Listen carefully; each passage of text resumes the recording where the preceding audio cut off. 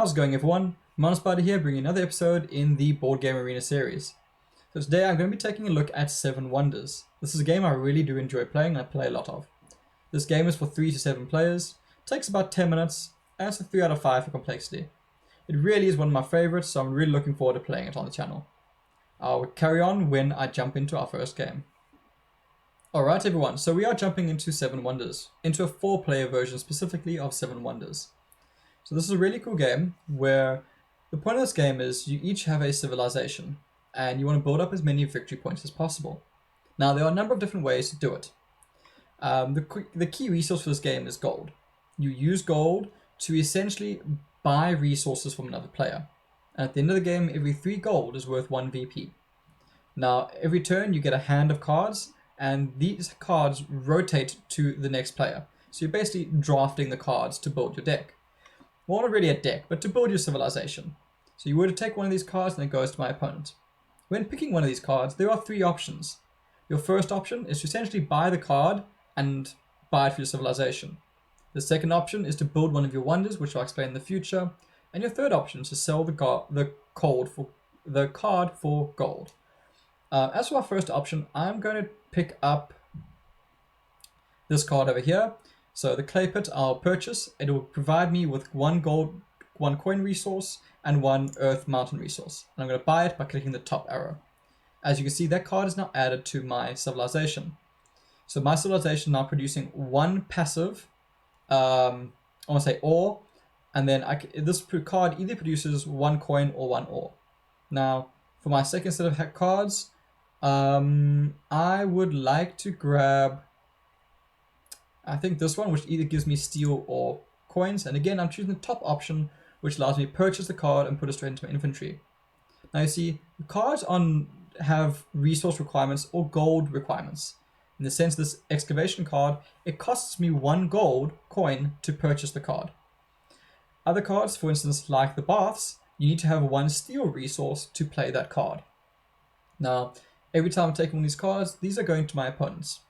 Looking at this hand, a different type of card here is the military structure.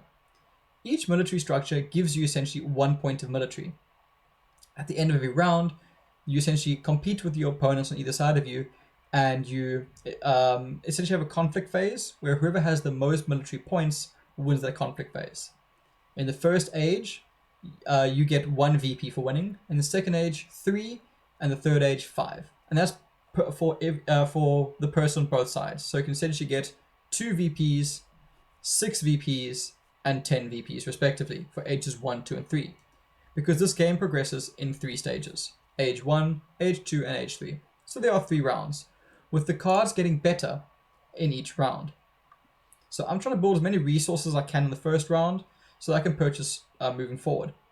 Now, as for what I want next, so take a look at your civilization card. You will see that at the top left is your starting resource. And then there are normally 3 tabs here, sometimes more, sometimes less. Each of these tabs is for your 3 stages of your wonder. Your first stage, your second stage, and your third stage. You have to build first, second, third. You can't skip ahead. Your first stage in the center is what it gives you when you build it. On the left is what resources you need to build it.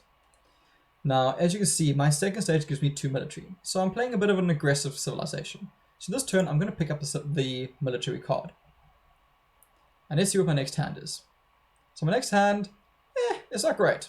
But one thing to note is that if you look at my third stage wonder, I need 4 ore resources. Now, my options are, I can either pick up this card, and then I'll have 3 of my 4, or what I'm looking at doing is picking up my military card, which might not be a bad idea, because I see that my opponent is also building military. Now, if you both have the same military score at the end of the round, you draw, and that way I'm not going to get VPs out of it. So I want to make sure that I'm getting my VPs, so I'm going to pick that up. One thing to note is when you lose the military conflict at the end of each age, the loser gets -1 VP. Now it's only a flat -1 VP for age 1, 2, or 3. But if you win, you get more value out of it. So looking at my next cards, I don't really need science resource terribly, but I wouldn't mind picking up my first wonder. Now the reason for that is that I want to pick up my first wonder because I want to, every the age 2 cards are better than age 1 cards, and age 3 cards are better than age 2 cards. So I don't want to use better cards to buy it. So I do think that I will now, let's put this card underneath. So now I'm going to use the second option, which is I take that card and I put it underneath my wonder tile. Now, as you can see, when I'm purchasing this, I've got to choose who to buy my wood resource for, because I only have one resource and I need two. So I can choose to either buy it from the player on my left or the player on my right. Now, as I said, you use gold to purchase resources.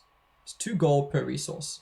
In this sense, both players are more or less the same, so I'm just going to go for the top one. It doesn't really make a difference. So there you can see I've taken that card and I've put it underneath my slot 1. This is the end of age 1, where you see I have two military points against 1 and 0 respectively. So in the top right now, you see I have 2 military victories, which gave me 2 VPs in total, for a total of 5. The other 3 I got was from building my wonder. This is a rather rubbish selection of cards, so I'm going to choose this economic commercial structure, which gives me 1 of the manufactured resources. Now, there are 2 sets of resources in the game. You're looking at raw materials, which are your brown type cards, which are the resources I have already.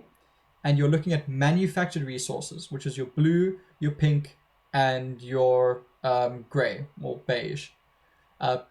Blue being science, pink being, I think it's cloth, loom, sorry, and then the gray being scripture, being press.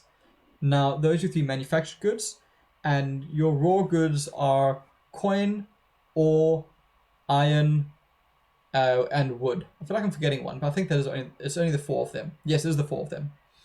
So those are your 4 raw materials, and then your 3 processed materials, manufactured goods. Then when you're looking at cards, you see that cards have different colors. The brown ones are always your raw material ones. Your yellow are your commercial. Your blue are your civilization. Your gray are your manufactured. Your red are your military. And your purple, which you'll see in the 3rd age, are your guild. And these give you really big bonuses down the line. Now, one thing to see here is I've got a few options to choose from here. I can either go commercial, and I can get 1 gold for every brown that I have. That's what the down arrow means. And you see there's an arrow to the left and to the arrow to the right, which means I'm getting resources for everyone on my left and everyone on my right. So I get a total of 1, 2, 3, 4, 5, 6. Now, one thing to notice, this counts cards, not resources. And it doesn't include your starting resources. Okay, it's only brown cards that those have bought. However, there's another option which I think is better, which is going to be this one, my foundry. Because whilst it does cost me 1 gold, it provides me my 2 ore resources, which means I'll be able to build my final structure down the line. Now, looking at this hand, this is a rather unfortunate hand. I can't do a lot with it. And the problem being here is that I really want to get to building my next structure. To do so, I need 3 coins. I produce 2 of them. Unfortunately, neither of my neighbors produces that coin that I need. So I can't produce my structure. None of these I really want to build. Sorry, the other last type of card I forgot to mention was green, which is your scientific cards. Scientific cards, there are 3 types. Scripture, I can't remember what this is called. The scientific symbol is the compass. I want to call it compass. I don't think that's the right one. It's basically scripture, compass, and cog. If you've got 1 of each, you get 7 victory points at the end of the game. And if you have 3 of the same, you get 9. None of these options I really like. So what I'm going to do is I'm actually going to sell this card because I think I'm going to need gold very soon. It's not a great play, and I could have taken the Civ building, but I chose not to. Now it comes in handy because I can pick up the brickyard, which gets me 2 bricks. Sorry, they're not coins, they're bricks. Which gives me 2 brick clay resources, which means that I can now build my central colossus.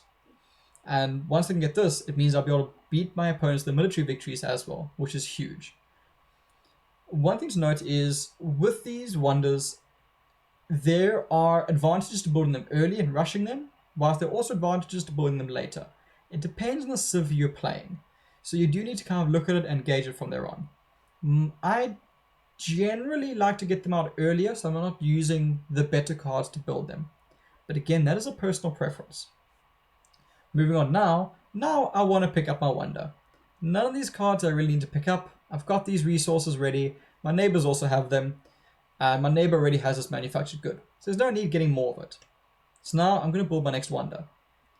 Now, unfortunately, this wonder, it does give me 2 military points, which is great. It doesn't actually give me any VPs. That being said, this next hand, again, it's not great. So I think I'm going to go all the way and finish off my wonders this turn. That way, I don't have to worry about rushing them in the last turn. Now, whenever you see this symbol with the wreath and the numbers in the center, that means it is giving you victory points. In the case of this blue card, which I used to build my wonder, I gained 3. And you see your victories at the top right. You see all the players. The number next to the star is your number of victory points. Beneath that, you can see how the military situation is going. You can see I've won 4 times, twice in age 1 and twice in age 2, which is really good. I'd like to continue to win. The player on my left has lost 4 times, and the player on my right has only lost twice. Now, looking at what I've got, these are the purple guild cards which I was talking about. These are very powerful late game cards which give you a lot of VPs. Now, this one I have to spend. If you see the top here, you will see a tick, which means I can purchase it, but it's yellow and a number next to it. What that means is I can purchase resources from my neighbors to buy the card. And the number next to the tick is how much gold I have to spend to purchase it. So in the case of this card over here, the Ship Owners Guild, I would have to spend 6 gold to purchase this card. Now, that does give me 1, 2, 3, 4, 5 VPs, which is not great, but it's not bad. Whereas if I look at the Craftsman's Guild, this card gives me 2 VPs for every manufactured good my neighbors have. They've got 1, 2, 3, which is 6 VPs. And this is only costing me 2. So that is the card I'm going to pick up. I think I'm going to give the money to the poorer person rather than giving it to the richer one. So as you can see now, my card goes down here and it's giving me 6 VPs. Now looking at this, this is a bit of a difficult one because there's a lot of cards here that I wouldn't mind picking up. Now this card would give me 1 VP for every red military card my neighbors have, which would be 1, 2, 3. Not so great. This card would give me 1 gold and 1 victory point for every brown card I have, which would be 1, 2, 3, 4, 5. That's pretty good. And what's important to note about this card is you see there is a green tick with a star next to it. That means it's a free construction because I already have a forum. So a forum is a card I picked up in the previous age, which essentially upgrades to the one in the 3rd age, which is this one, for free, which is quite nice. The other option I could do is get the military, go for that instead. Now, that being said, I think that I might want to pick up this card because I want the gold as well as the VPs. Now, I think that I'll be able to get a military card later down the line again, so I feel more confident picking that card up. Now, this is a bit of a difficult decision to make.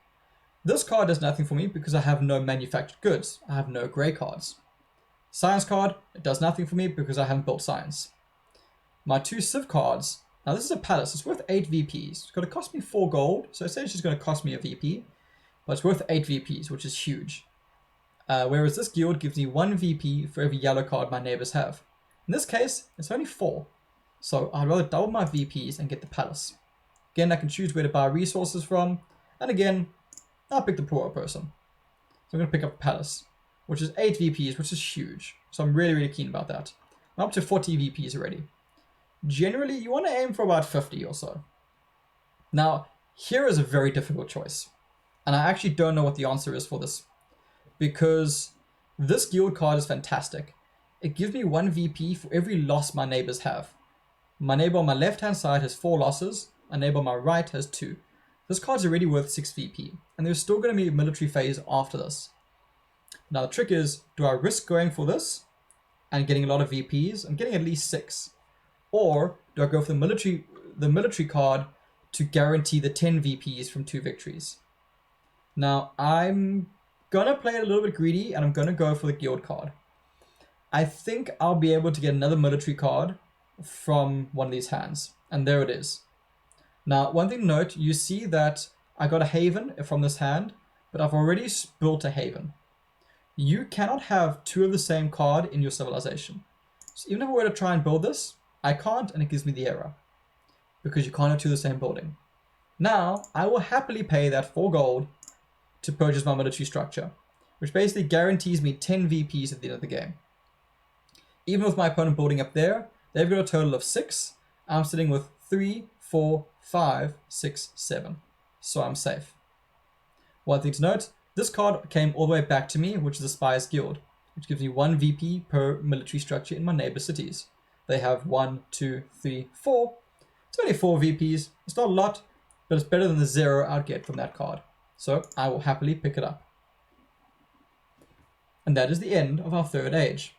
Our final conflict, 7 to 6, I get 5 VPs, and 7 to 2, I get an additional 5 VPs for those wins.